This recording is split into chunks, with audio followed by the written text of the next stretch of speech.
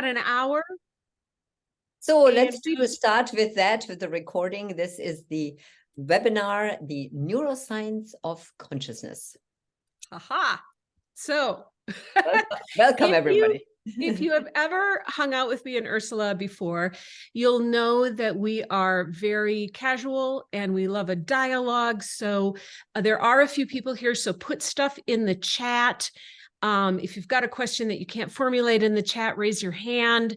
You know, we just love to have a robust conversation. So let me throw up the... And maybe go on mute. I'm getting a little bit of background noise from somebody. So just go on Thank mute. you.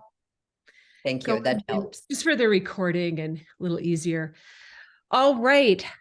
So we're going to talk about two things. Consciousness, which is pretty audacious of us, and how coaching helps with consciousness, because this is what, Ursula, I think this is what you and I kind of love most about coaching. Would you say? Yeah, absolutely. And we're going to dive into why this is. So today, in the next hour or so, we are going to look at coaching neuroscience and consciousness, and how neuroscience is, evidence and the research in terms of consciousness. 4 ways how consciousness increases, and exploring the 4 ways and what we already do as coaches. So this is, I think, the wonderful news that we as coaches already increase the consciousness of our clients. So don't worry, we're going to do some definitions along the way and won't just assume that we're all on the same page. So don't worry, we will get there. But we want to throw a question to you first in the chat, which is a big question. Why, and answer it in the chat if you would, why do you coach? Do you have a bigger purpose beyond what your client wants, even though we're not supposed to? Is there something else that you are up to as a coach that is beyond, the particular agenda your client might come in at any particular coaching session? So let's hear in the chat. Why do you coach? You doing something else other than just helping them with their agenda? It's okay. We won't report you to the ICF. Well, Kirk might, because he's on an... No, he promises not to. He promises. Good. And, everything is confidential in this. we won't share. To help people have ahas that help them thrive. So there's a thriving beyond the just the agenda. What else are we seeing, Ursula? Opens clients up to new perspectives that leads to different actions and results. So opening up. Delight in seeing potential achieved. I love that. What I really love about that, Amanda, too, is that sometimes it's not potential they see for themselves. Yeah. So they may not know, they may come in with something, but you're actually holding something more. Yeah. And then Teresa is throwing it right out there. Transformation. Yeah. Aha. Helping people help themselves. And Joe, again, that may be something that is bigger than they even realize, is the capacity to which they can help themselves, which I think is transformational as well. And then to Amanda's point, love getting feedback even years later. That they're able to achieve many other things, even when we're not coaching them anymore. And that really is this ripple effect. And that actually will also weave into one of the points that we're wanting to make today. And then Kirk is saying, and I love this because this is going to weave in as well, to support the client to learn more about themselves. We're going to talk about awareness and realization, their potential, sustain the ability to support themselves as they grow and develop. All of this, at least to me and Ursula, are facets of consciousness. What else we got? And then we'll dive in. Teresa, again, clients also help me grow. So there is this mutual journeying that we do as coaches. Love that. And she got a heart. Yeah. And then really saying joy of being part of the transformation, contributing to their journeys, that I think that feeling, and I think that really links to what Teresa's saying, that feeling for, at least for me, I'll just speak for myself, but for me, the feeling of being on purpose. This is my purpose. And I get the joy of doing my purpose through the people that trust me. So, I love this. Well, this is cool. All right, let's go on. And I want to talk about what if what we're really up to is increasing consciousness. Do you want to read the Albert Einstein Yeah, quote? sure. No problem can be solved from the same level of consciousness that created it. And that is Albert Einstein's quote. So perhaps in order for clients to move to their potential, as people have been saying, they actually need to find a different understanding about themselves that we might think of as a different level of consciousness about themselves, in order to have a greater overall capacity to not just solve whatever the presenting issue was that they came into coaching for, but to be more effective in their lives in general. And I think people have said that, that it's, I think that was that, Ursula, your comment about years later, that it's not, if all I'm ever doing is solving the one thing, I feel like I've missed something as a coach. Ursula, do you want to speak to that a little bit? Yeah, I feel that this ripple effect, this sustainability, I think that we create as coaches when we are having also this bigger agenda of transformation, really help clients to move ahead in their own lives with this very, very sustainable perspective about themselves, the awareness, and also sometimes the tools that we give them. So it's not just in the moment of coaching, but it really helps them move on and be independent from coaching, which I think is very powerful. And build capacity, which is, I Yeah. think, a big distinction between us and consultants. Yeah. The idea is that we're not just helping you with the issue, but we're helping to build capacity. So here is the way that we really think about how there's three things for us that interrelate. Yeah, the strands that in coaching get woven together, and certainly are very important for Anne and I, is that consciousness, it becomes the container. It's sort of the client is bringing the topic in to add to the general beautiful soup of their lives. That's the container, is the overall whatever is going on. And then coaching is the ideal practice and is also the ideal tool for us to work with clients. And then neuroscience is the explanation, the proof. Like, why does this work? How does this work? And we'll share some of that with you today, and some of it you already know. But I think for me and Ursula, because we're known as neuroscience people, that I always like to remember to let people know that really we came in through the door of consciousness, which we sometimes call effectiveness, because that's actually what brought us together as business partners. It wasn't coaching. Coaching is a tool. Coaching is a really good tool. And it wasn't neuroscience. Neuroscience just explains it. What we're really up to is, how do we help with consciousness? And so let me go to, well, what the heck are you talking about? All right. So let me talk, or so I'll do this one. Yes, please do Get this my head around this. because Okay. it is your definition, brilliant as you are, my love. So go ahead and do tell. All right. So consciousness, oh my gosh, what is that word? It has many different ways of looking at it. If you're a philosopher, the idea of consciousness is actually called the hard problem of philosophy. Like, what is this? In philosophy, they sometimes refer to it as the awareness of your awareness.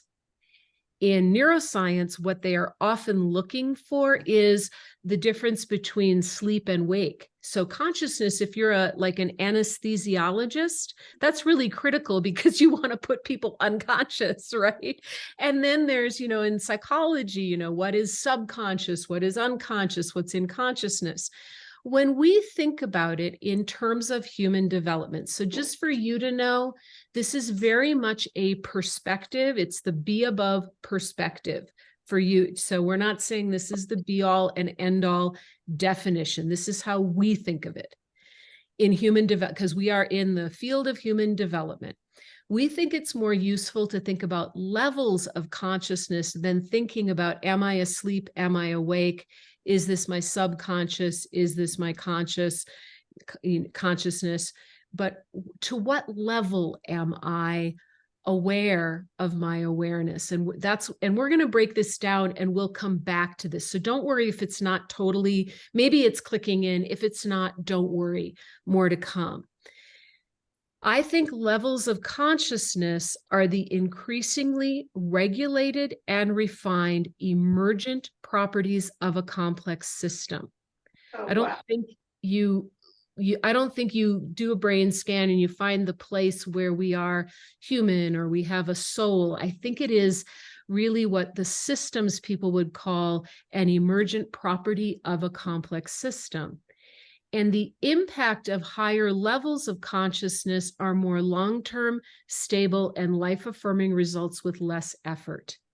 So we're going to break this all down into aspects where hopefully this will make more sense. But let me pause here and just see what questions or thoughts are coming up so far as we get kind of on the same page with what we're talking about in terms of consciousness. And it's totally fine if you have if you have none. But what do you make of that? What questions do you have? What makes sense? What doesn't? Or are you just like, keep going? I don't. Sandy is like, keep going. I see It's it like, now. wow. Yeah. I have learned in my work in science that it is, I didn't know this before I got into really science at a graduate level about 12 years ago. I didn't know that anytime you talk about something, you've got to define your term. Otherwise, how do we know we're talking about the same thing at all? And So, just a quick side note, when you first shared this with me, I definitely had do a sort of a bit of a double take. But I think what really helped me understand the definition is that we are talking about our work in human development. That I think is that really sort of gave me the key to unlock what is consciousness. yeah. Not from we're not anesthesiologists. We're not looking, are people asleep or not? We're looking at what makes people more or less effective. Yeah. Well, let me keep going and feel free to throw comments or questions in the chat as we go. But when Ursula and I have looked at this and have been working with this over many years, what we have found is we think there are 4 aspects and they're interrelated. It's not a step-by-step plan. They each feed on each other. So here are the 4 aspects that we've seen that really have an impact on helping people go from maybe lower levels of effectiveness to higher levels. And do you want to just do every other one, Ursula? Yeah, sure. Okay. I'll start with realization. Yep. And really, when we really start thinking about human development and especially coaching, in consciousness has the potential to increase, first of all, through realization. It is our clients that get awarenesses, bringing into presence, things like values, for example. So that realization is a huge aspect of our work. And we're going to talk more about each one of these, and we want to get your ideas of how you do this. But I even heard this as we were asking, what do you do? Bringing, having people have those ahas, realization or awareness. Mm-hmm.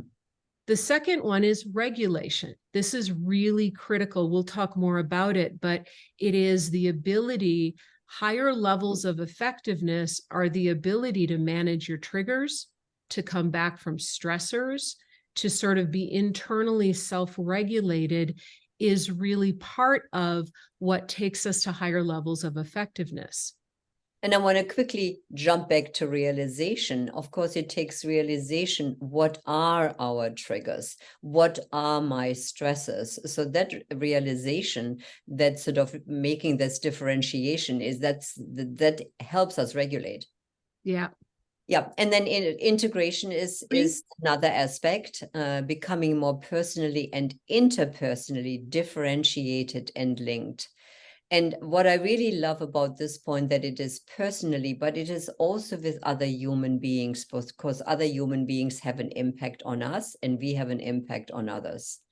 And we have different, anybody who's ever done internal family systems or parts work or captain and crew or inner leader and crew like that, you'll know we have different parts of ourselves. And so part of effectiveness is being able to link everything that we are together. But then, as Ursula said, be able to, collaborate with others. We'll talk more about what that means. Number 4 is stabilization. And this is, I think, when we were talking about basically building capacity. Yeah. It's really the idea that that we wire in these new thoughts and behaviors. They're not a one-time thing. We are becoming. We are humans who are becoming. And that's really critical as well if we think about this. So we'll come back to this at the end, but just for a moment, if you know someone who has high awareness, who's very self-regulated, who has able to work with the diverse parts of themselves and honor them, but also work effectively with others, holding their own value, but being permeable to what others say, and is very stable. It's not a one-time thing, but they show up again and again and even get stronger. If you think about that, you think that's an indicator that's a person who is probably creating very effective results in life. Does anybody have, before we go on, and we're going to break each one of these 4 down and also get your ideas, does anybody think of anyone who kind of checks to some degree, checks the boxes for all 4 or for most of them? And I'm just curious if you have examples. They're aware, they're regulated, they're integrated, and they're stabilized with this. It's not just they don't go away for the weekend and have the aha, but they are able to do it in their lives. Anybody have an example? Or what do you think of that as being a marker for a higher level of effectiveness? What rings true? What did we miss? Your business partner, aren't you lucky? That is awesome. My business partner too. Some of the time. Amanda, come off mute for a moment and tell us, what is the impact of being around someone who kind of checks the boxes on all 4? What's it like to work with her? It's really great. We worked really hard when we formed our partnership to design an alliance around what does great look like, and when things aren't going well, what does that also look like? And we have some really, really concrete agreements around how we manage stress, how we manage conflict, how we manage disagreement. We've been partnered for almost 7 years, and we've gotten in one, and I'll call a half, situations where things got really gritty and we were dysregulated and unaware. We learned very painfully from that one instance. And then the half would be a recognizing we're going there again and we never want to go there again. So she continually doesn't surprise me, because it's not a surprise. She impresses me with her ability to debrief, to take perspective, and to learn from past experiences and apply them to new experiences, to be able to be looking at things and holding a greater vision, but also be strategic about the steps to take to get there, and to be able to nurture other people into those spaces as well. And to really be able to be a true holder of space, practitioner herself, executor, and strategist all in one. And I am blessed to be partnered with her. Well, and there's, I'm sure you show up that she would say the same. So that is such a beautiful. I met her and partnered with her in a professional capacity, and then she hired me as her executive coach. And I worked with her for over a year, and our business partnership was born out of that relationship. So I had like a little bit of a leg up of coaching her for over a year first. Oh, that is, I love that. That is just a great example. And Yeah, Amanda, just wanted to say that one of the things that really jump out from this example is self-regulation. I think when a person can come to you and say, hey, I see this as an issue, this is the impact on me, let's talk about how this works in our partnership or doesn't work, without accusation or anger. That really is such a great example of self-regulation. Yeah, It's absolutely. great. All right. Well, let's go ahead and start going through the 4 areas so we can tell you more what we mean by them and how we see it happening in coaching. And this is the place we also want to really, hear your thoughts. So, well, I'll do the first one, then you can do the coaching one. We can kind of switch off if that sounds okay. That sounds So, great. realization, basically, I think this is, y'all are coaches, this, all growth starts with self-awareness. Every leadership program I've ever participated in or, developed, it's always started with who am I? Because that's the where do we need to start from? As we realize more about our habitual thoughts and behaviors, we can really start the process of change. We need to know what's going on. And so much of it is below conscious processing, which is why we have a picture of an iceberg here. So it's like the 10% that we're aware of and the 90%, I don't know what the percentages are, but there's a lot of the percentages that are below the water, not in our conscious awareness, that working with a coach, and we'll get to that in a minute, or doing a leadership program or engaging in the process of human development can start bringing those things to the surface. And Ursula, I always think about that saying, I don't know who first says it, but the truth will set you free, but often first it will piss you off. I think the realization part, it's like, oh shit, I do that? Really? That's my impact? Oh my God. But coaching really helps us. This is from our friend Mandy Blake, who talks about using the body to surface the invisibles and bring things into our conscious awareness. In other words, realize what's happening. So, Ursula, what are some of the ways we do this in coaching? And as we go through it, please, put in your own ideas of like, what did we miss? This was us putting our heads together, but what did we miss? So here's what we got. Well, it's obviously, starts with our ability as coaches and having been trained in deep reflective listening. What is the client saying, but what are they also not saying that needs to be brought into awareness? What's sort of underneath the surface? Powerful and, more importantly, disruptive questions and inquiry. So the surprise questions, the questions where the client goes, oh, I never thought about that. We think I think we'll talk about neuroplasticity and the number 4, but it's this place of where they don't have the existing wiring for it. Yeah. And you can feel that. It's like, I can't just go down that road. Wait, stop. Huh? I can't answer that. I always think, yes, that was a disruptive question. Yeah, absolutely.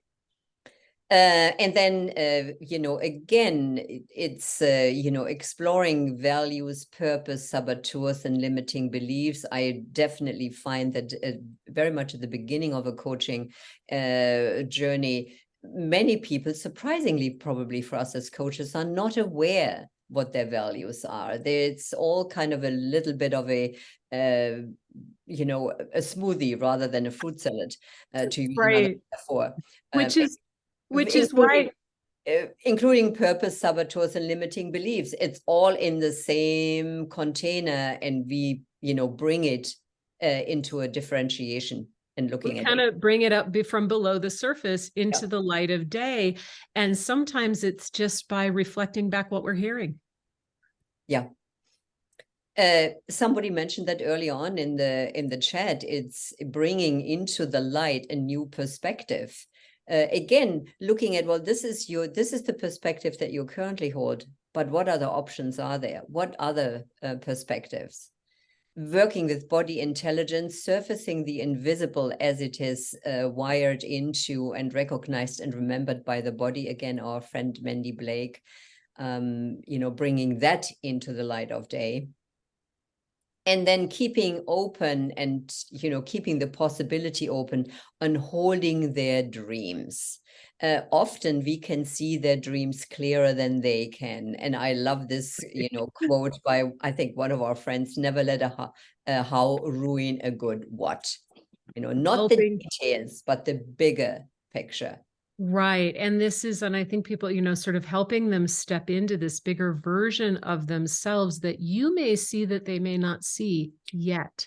What did we miss? Are there other things you do as coaches that just bring things from below the surface up above? And we'll talk about the other aspects in a minute, but just for awareness, are there other ways you create awareness that we didn't list?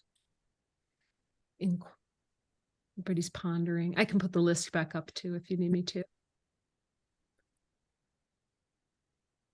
Do we hit it? Hiking in nature, patience. Yeah, patience. I really, Helene, I want to highlight that because I think about times when I've worked with a client where we've gotten close to something and it hasn't really sunk in. And then, 3 or 4 sessions later, they like have that aha and they're like, what I just realized. And I think like, we've been freaking talking about this for 3 months. Kirk, come on out. What do you want to add? It's probably included in one of those bullet points, but I find that so many people it's very easy for people to say what they don't want. Right. And by building awareness to get really what they do want. And sometimes it's just saying, so what do you want? And they're, oh, I hadn't really thought about what I want. I'm just clear on what I don't want. So it's just that is a frequent shift that I see. It's such a big question that I think in all the years I've been a coach for 22 years, Ursula, similarly a little longer, it's a question that it's the question that I never let go of, which is, what do you actually want? Well, and this also reminds me, Kirk, to this really good point that you're making. It's not only, saying, well, I don't want this and I don't want this, but it's also very often this wiring, well, it can't be done because, it can't be done because, versus saying, well, what could be done? Yeah. And holding that possibility open when they're trying to argue for their limitations, as coaches, not allowing them to argue for their limitations, or patience, just patience, holding the door open. Sandy, I love mirroring back voice tone, mirroring back body position, mirroring back energy. You say you're fine, but I'm not, that's not what I'm hearing. What else? What do you want? Metaphor, super powerful. Oh, these are great. I love Sandy's point, even saying to the client, when you talk about this, you sound more excited. That is bringing into awareness for the client that their energy, their voice, their whole demeanor shifts that they might not be aware of. All right, I'm going to move us on just because we've only got an hour. So let's, Ursula, want to do regulation? I'll do regulation. So regulation, again, as part of consciousness. Number 2, emotional intelligence is a critical factor in consciousness. And therefore, our ability to notice and recover from strong emotions is a fundamental aspect of emotional intelligence. It maybe speaks a little bit to Amanda's earlier example of a business partner.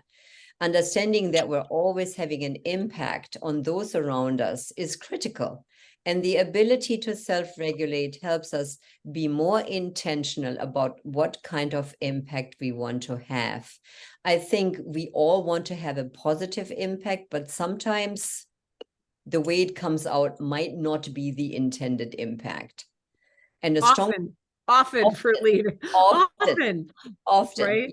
Absolutely.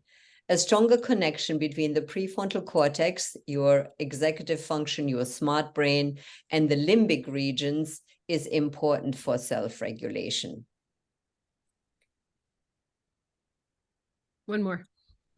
Oh, yeah, sorry. being in the Goldilocks zone of stress is also important for optimal prefrontal cortex function. And what we mean by this is that your executive brain, the prefrontal cortex, needs just the right amount of stimulation and stress. So that Goldilocks zone is this sort of just right, not boredom, not complete overwhelm, but having that regulation, knowing this is what my brain, my body, this is what I need to stay in a just right space. And be at our smartest. And Ursula and I like to say that human beings like to be stimulated but not stressed. To feel like interested, excited, but not so overwhelmed. And that's literally how the neurotransmitters work in that part of your brain. So in terms of coaching, here's a few ideas. We want to hear yours as well.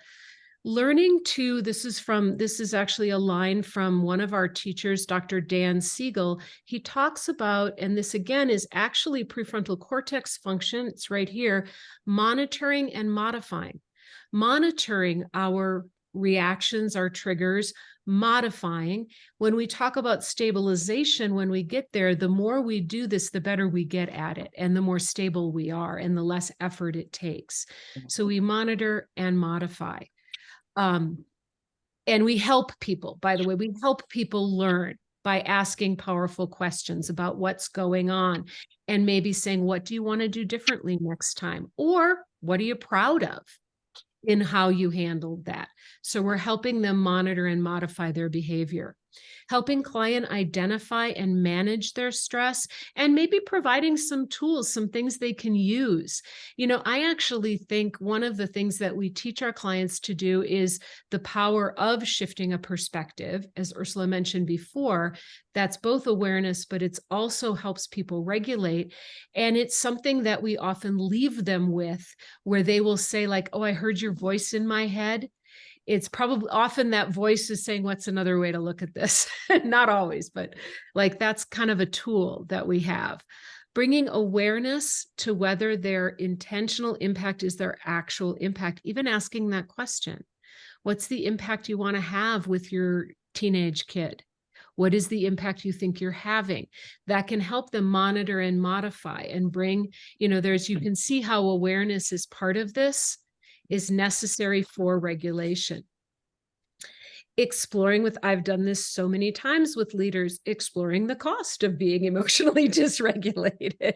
I once asked a leader who told me that he'd had a very strong negative emotional response to something. I asked him what it cost him, and he was a smart guy. And he said, I'm going to spend 2 weeks cleaning this up. Mm-hmm. And just asking him if that was worth it, and in terms of what he had to do as a leader, that sort of, again, back to awareness, that awareness of the cost helped him monitor and modify. And this was an email situation, and he started using his drafts folder so that he didn't just do that. The cost was too high. Using mindfulness in coaching helps people. It can be one of those tools, can also help people be more aware of what's going on. What else do you do that helps people with this aspect of emotional intelligence, where they can be aware of triggers and calm and learn to calm themselves down before they, what do they say? Check yourself before you wreck yourself. What do you do as a coach that helps people with this aspect? It's really critical to, we think, to consciousness and effectiveness. What do you do? Regulation. To help them regulate. Anything we missed, or anything you want to highlight? Like, yeah, I do that a lot. I use that a lot. Articulate what they're feeling. Yes, absolutely. Name what they're feeling. Get more words around it. And one of the people we follow in the emotion space is a woman named Lisa Feldman Barrett, and she talks about emotional granularity. How am I feeling? And that, it's probably more than just fine. We are complex humans. What else is coming up, Ursula? This whole concept of becoming more of an observer in the client, I think coaching really, really does that. We help our clients stand back and observe and observe themselves, and that is a huge part of regulation. If we can't observe ourselves, we get so swallowed up in frustration and anger. It will be very hard to modify. And I think that, right. And I think that helps people see they actually have a choice, and rather from this feeling of that they don't. And because I'm feeling this way, I have to do this thing, yell or, be snarky or whatever it is, that they have more of a choice. And I really love what Amanda's saying. Let's have an inventory of alternative options. I love that. Like, let's already build a place for your energy to go. Build a different pathways that you don't have to take that one. That's super cool. And then Kim says, helping the client to notice where they're feeling in their body, increase awareness of where feelings show up. Absolutely. And Sally's saying that as well. And Sandy, I love that question when the client, and I like that you say when the client is ready, this question of, like clients will say, what should I do? What should I do? And when I've, it's not on the first call usually, but when I've worked with them for a while, often my response is, I don't know. Who do you want to be? And that's such a different perspective that I think does speak to higher levels of consciousness. It's about who I'm being, not just, what I'm doing. Beautiful. Beautiful. All right. Well, let's keep going. Awareness, open space for choice. Awareness helps people choose not to be dysregulated. So the two really fit together well. All right. Let's go into integration. You want to do this one? Is it whose turn is it? I don't know. It's yes, I think so. Okay. Integration personally and interpersonally, so with ourselves and other people. And again, the wonderful Dr. Dan Siegel defines integration as the linkage of differentiated elements. So for us humans is to really know what are our strengths, what is different about me versus Anne, where is Anne's strengths versus mine. That's differentiation. But then also being open and, as Anne said earlier, permeable to the other's perspective, to the strengths that they bring, and not be closed up. And so that's Dan Siegel's definition of integration: differentiated but connected and linked. And it's a little bit, we could spend an hour just talking about integration, or more than that. It's a little complex because, as Ursula's saying, it's both true working with each other, but it's also true within aspects of our own system. Yeah. And in our program, we spend a fair amount of time on this concept of integration. In any case, this is the yes and of life, both different aspects of ourselves and with each other. It's not a no, but it's a yes and. Research shows that integration is key to effectiveness in every area of life. It's very important for leadership and teams, creativity and productivity, and relationships generally. We need to be aware how we're different and how the other person is different, and appreciate that difference. There are many areas of potential integration. So from a neuroscience perspective, we could spend probably months on that, of potential integration for a human being, each of which helps them increase in consciousness. For example, within the brain itself, there are various areas that help us be more integrated and connected. Then the brain connection to the body and vice versa, and then ourselves and other people. How do we integrate that? So integration is a big, integration is a big topic. And it's a big, big key to effectiveness. And what they're finding, and then Ursula mentioned this, that when you look at the best leaders, they're not leaders who are one, sort of one way or the other. They're leaders who understand how to activate, for example, both focus on task and focus on relationship. Those are the leaders that create the best impact on their teams. People who are the most creative are not more right-brained. They're actually more integrated in terms of their right and left brain. All of this research is showing us that we don't want to be an apple or an orange. We want to be, if you can see this, if you're looking at the slide, we want to be kind of an apple orange. Like that is the most effective. So in terms of coaching, here's some of the ways that Ursula and I saw. One is we're back to identifying values, purpose, other aspects of themselves, and helping the client honor and live them. And I remember when I was first in coaching school, I was told, I loved this, like, it's not that big a deal to honor one of your values. What's really challenging is to, pick your top 5 and honor all of them. And that's the key to a fulfilling life. That's integration. It's saying, ooh, how do I honor kindness and honesty? Ooh, I'm good at one or the other, but how do I do both? And you can see, like, a person who can be both, they're going to be more effective in every area of their lives. So that's just one example. We do this by helping them. We do parts work inside team.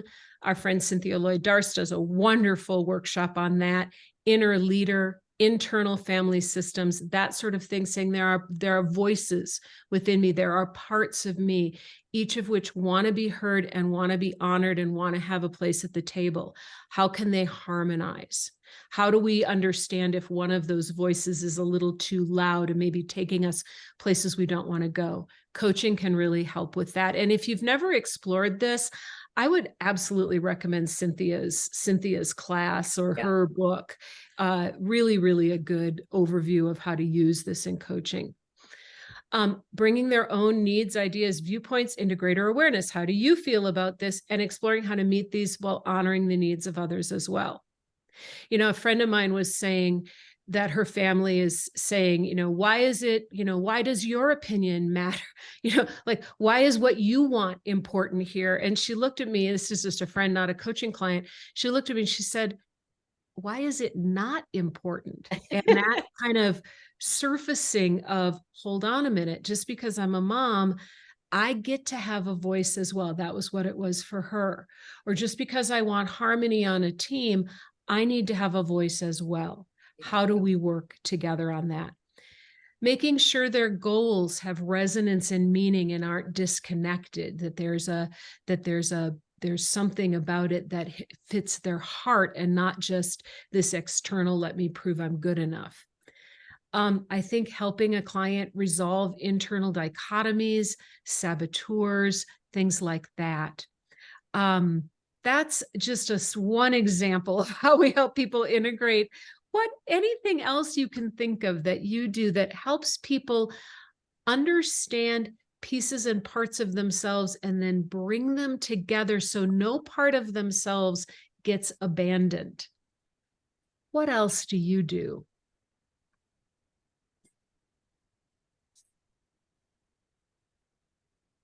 While you're thinking, I will say that when Ursula and I were first looking at what are the neuroscience correlates of effectiveness, this is probably the biggest one. And we wanted to break it down into the 4 parts because it's a little easier to understand. But this piece of being in that yes and of life is really, really critical. What's happening in the chat, Ursula? Helping them with self-compassion is from Sandy. I think that is again a great example of differentiation and linkage. I can be compassionate and have empathy for your needs, but I also need to have compassion for my own. Yeah. Yep. Yeah, it's not everything. Compassion isn't all. Sandy, I like to say, like, compassion I used to think was like from here. Then I realized I had to come from my heart through my back and include myself, like from here, wrap myself in it as well. Well, and this was sort of when you were reading through the bullet points, understanding your own needs and having a voice for that. It also reminded me of boundaries, which is also a part of differentiation and integration. Is saying this is how far I can go, but not any further. Yeah. Kirk, go ahead. And it's making me think of some work I'm doing right now, debriefing disc debriefs with a group of leaders for a leadership course. And I'm frequently get the question, well, should this be the same at work and at home? And then we talk about, well, is it? And if it's not, why are you more dominant here and less dominant there? And so it's that building awareness that sometimes it does make sense to shift your style, but is that, how deep does that go as to who you are, right? So it's an interesting question.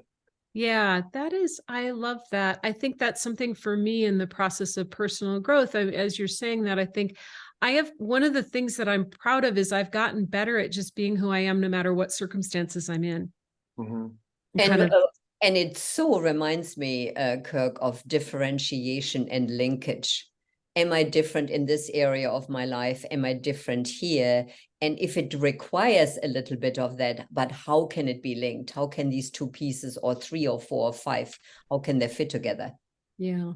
Let's whip through stabilization. Okay, you lead and I do coaching. I do coaching. this one? Okay. So, I have had friends that have gone off for weekend workshops, including sometimes psychedelic substances and things like that, and have, and sometimes there's actually some of that does create lasting change. But I've had people that have had, say, a personal growth workshop.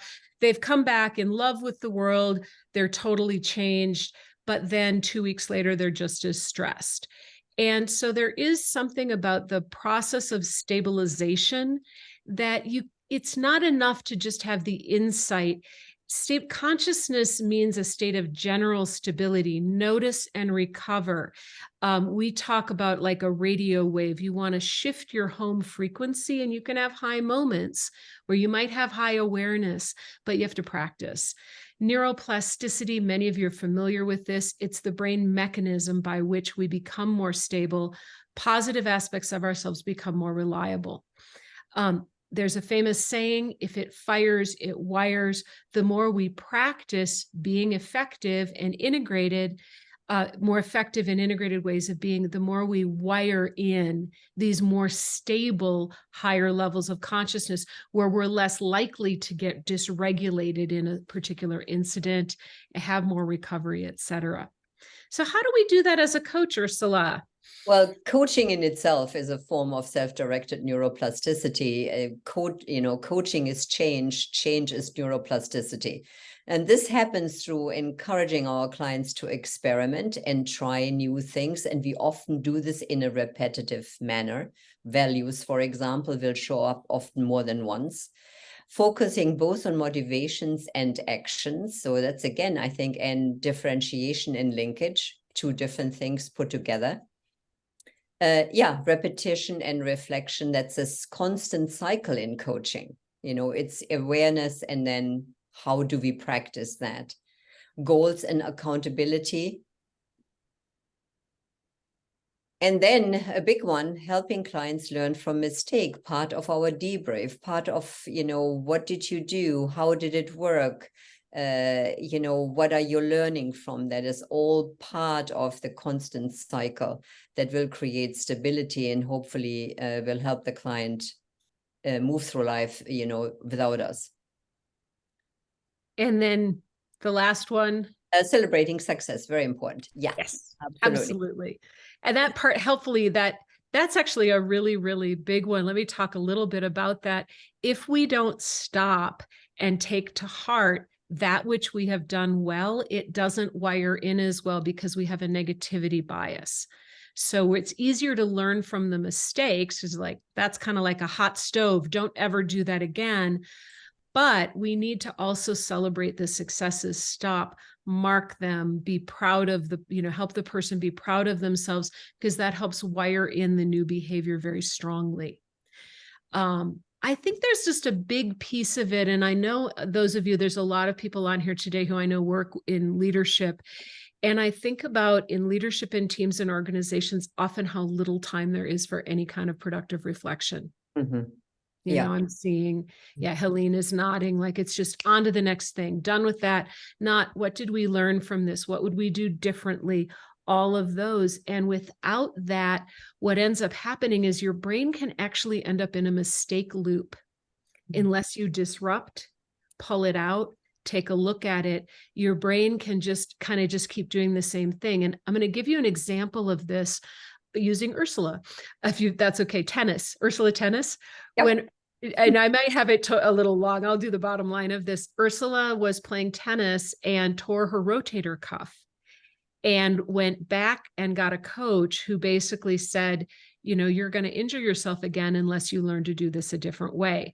So her body had gotten into a mistake loop that she had enough muscle, she's very strong, to like get past it, but it ended up being, you know, there came a point where it couldn't do it anymore and there was damage.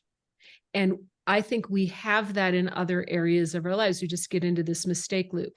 So we need the process of, if all you do as a coach is give people the chance to reflect, you're doing really good work. In terms of celebration and why this is also so important, I mean, the brain will also use this as evidence for future events when things might get a bit tough. It's great for helping the client reflect on, well, when were you successful when you were facing this challenge? So if you never celebrate success, the client will have less and less evidence that they actually did a great job in whatever situation. Yeah. And then Teresa is saying, asking clients, what's the wisdom you discovered? And, you know, there's often, and somebody else talked about, I think it was Sandy, about when it's the right time. And, you know, sometimes a client has been through something really tough, and while they're going through it, it might not be the time to ask them what the gift is. But maybe as they come out the other end, they're recovering, they're reflecting, you're at the, you know, the crisis has passed, saying, you know, what was the wisdom? Who did you become out of this that maybe you couldn't have any other way? That sort of thing can be so powerful for helping them sort of claim stability in a new way of being, because that's what we're looking at. Oh, I love journaling. Yeah. Self-reflect, just a great tool for self-reflection. Absolutely. So we wanted to loop back to where we started here. This is a very quick romp through this whole topic, but, you know, we started with this definition that levels of consciousness or levels of effectiveness, we use the words interchangeably because higher levels of consciousness are more effective, are the increasingly regulated and refined emergent properties of a complex system.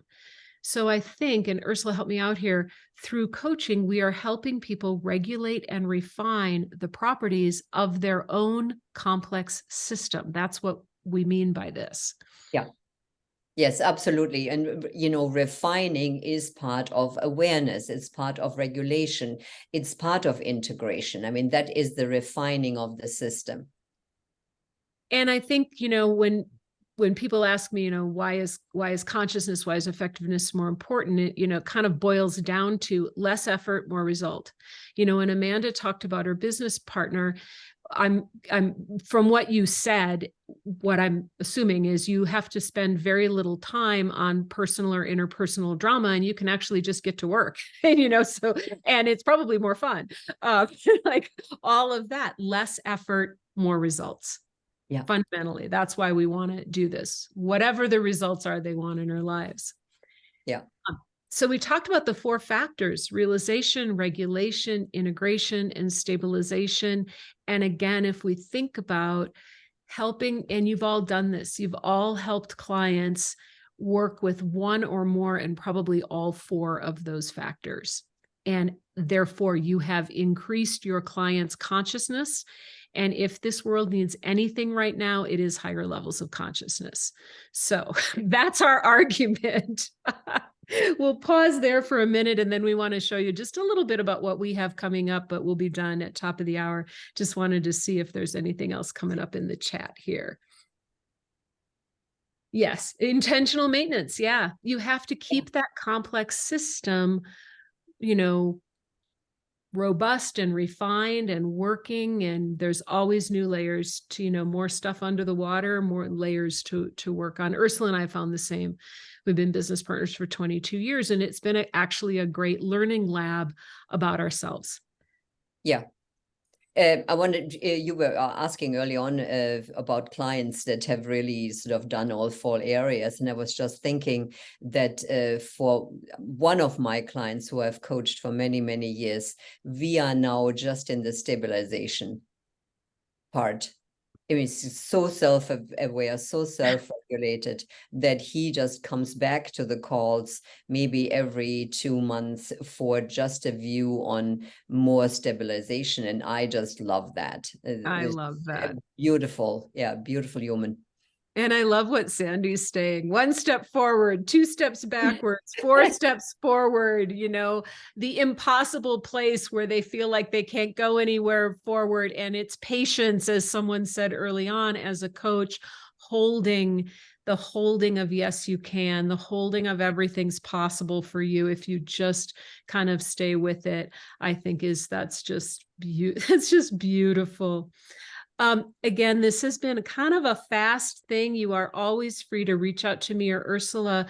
We wanted to just let you know very quickly, this is stuff that we have coming up.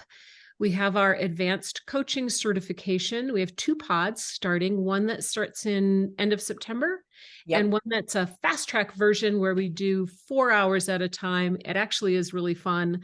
And that gets you done in 6 months rather than a year.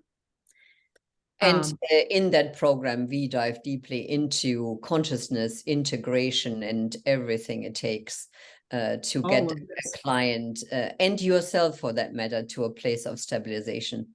And we give you new tools that work with the brain and work with the body to do this kind of helping people. Right now, I didn't put it on here and I don't know why, but we're doing a pop-up sale until the 22nd of $500 off. So just email Ursula at Be Above Leadership if you want to take advantage of that. We also do relational trauma. It's powerful if you want to work with trauma or just have more tools available, even if you don't take that as a focus, but just to kind of hear what's going on with your clients. That one is starting. That's an 8-month program. And these are on our website. We also have a really fun fall webinar, the Neuroscience of Giving and Receiving Feedback. And right now we're doing 2 for 1 on that. And it's retroactive. If you've already registered, just email Halida or Ursula at Be Above Leadership. They will, you know, just with the name and the email address of anybody you want to add if you've already registered. And to take advantage of that 2 for 1, just email Halida. And the neuroscience of giving and receiving feedback is for anyone, not just coaches, leaders, parents, teachers, anyone who is in the receiving and giving feedback world, which is pretty much almost everybody. So pretty much students, parents, everybody. It's all on our website. And then you can also reach us. We are both just Anne at Be Above Leadership or Ursula at Be Above Leadership. Ursula, you are also doing an info call. Is that right? Yes, info call. It is September 18th, I think. I've just scheduled it. It's September 18th. It's a Monday at 1:30 p.m. Eastern. So if you want to come and connect and find out more details, logistics about the program, then sign up for that under events on our website. Thank you so much for being with us today in this kind of interesting romp, hopefully through consciousness and how cool we are as coaches. I think that's what it comes back to. We're cool. Yes. And effective. All right. Okay, thanks everybody. Thank you. Thank you so much. Nice to see you all. Nice to see you. Take good care. Bye. Bye.